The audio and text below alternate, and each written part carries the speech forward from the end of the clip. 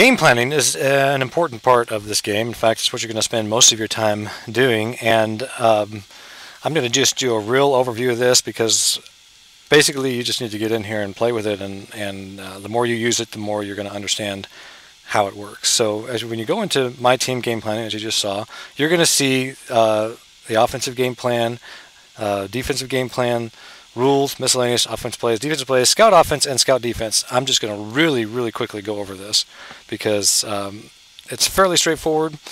There's a few things just to understand, and then you can get in here and tweak it and play with it. So, offensive game plan and the defensive game plan both have very similar interfaces. They both show you by down and by distance, and they have what you're game planning, and then there's an option to view the graphical version and the text version. So on the graphical version, as you see here, it is a picture of the football field. The offense is always going from left to right. So when you're on the defensive game planning, you're defending this goal, and then when you're on the offensive game planning, you are heading toward this goal. I'm going to go back to the offensive side because it's a little bit more simple.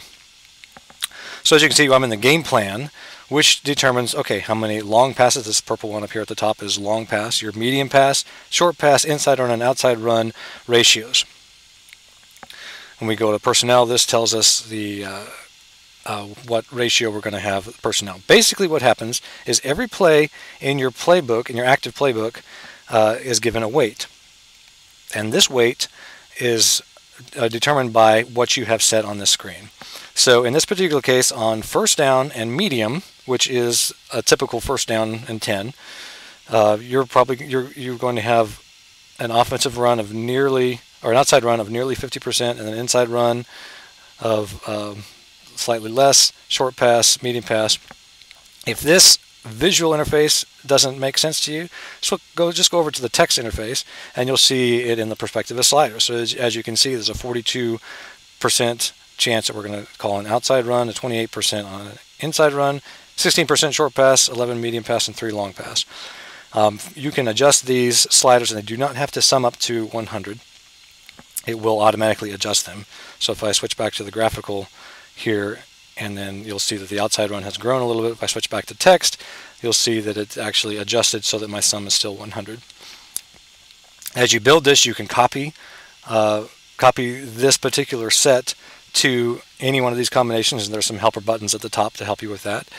And this is very useful because this will show you what plays are going to be called and what weights they have. In this particular case, the outside run has a 46% chance of being called, and then these are the plays that are in my playbook that are weighed. And the formation graph that you saw earlier, all formations are equal. So basically every play has an equal chance of being run inside these. The way the game engine calls the play is it first chooses the play type, and then it chooses the play within this box. If you do not have any plays in this box, it goes ahead and excludes all those plays altogether and goes on to the next play type. So let's look at the defensive side, because the defense probably will be a little more interesting on the view plays.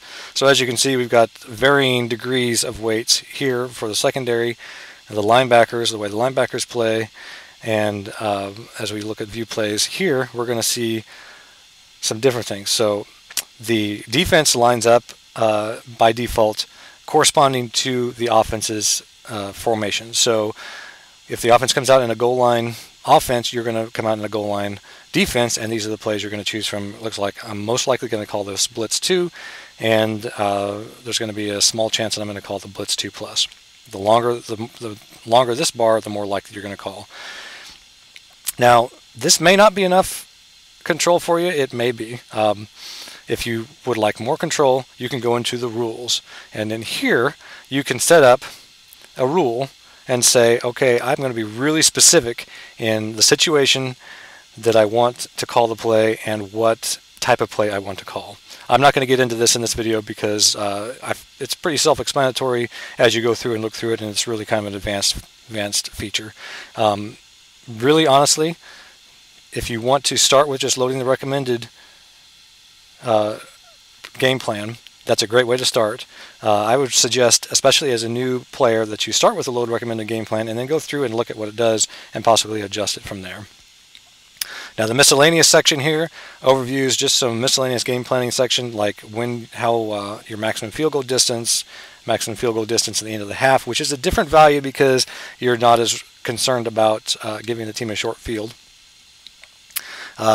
Max fatigue before pulling players. These all have descriptions on here.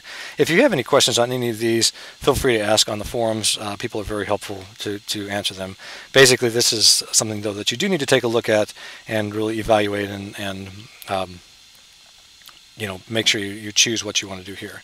Now, another big part of game planning is the offensive and defensive plays. So you have a playbook that your coach brings to your team. This page now shows all of the offensive plays that are on my team. Okay, of all these plays, I'm allowed to select 40 plays for the game plan of the given week. So I want to choose 40 plays out of this list, and that's what I'm going to play in the game. This bar tells me the familiarity that my team has with the play, and also gives me information about how successful this play has been for me. I can sort by various things. I can filter rather by various things. I can filter and just show certain formations.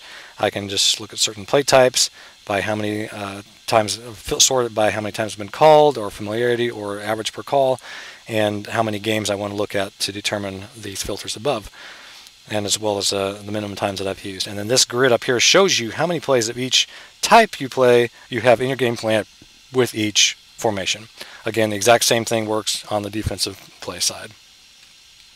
And then we have scouting the offense and scouting the defense. This is a huge part of the game plan. This is what you're practicing against during the week against your opponent. So you want to try to scout plays that they are likely to call in the upcoming week. If they call plays that you have scouted, you do get an advantage in the game.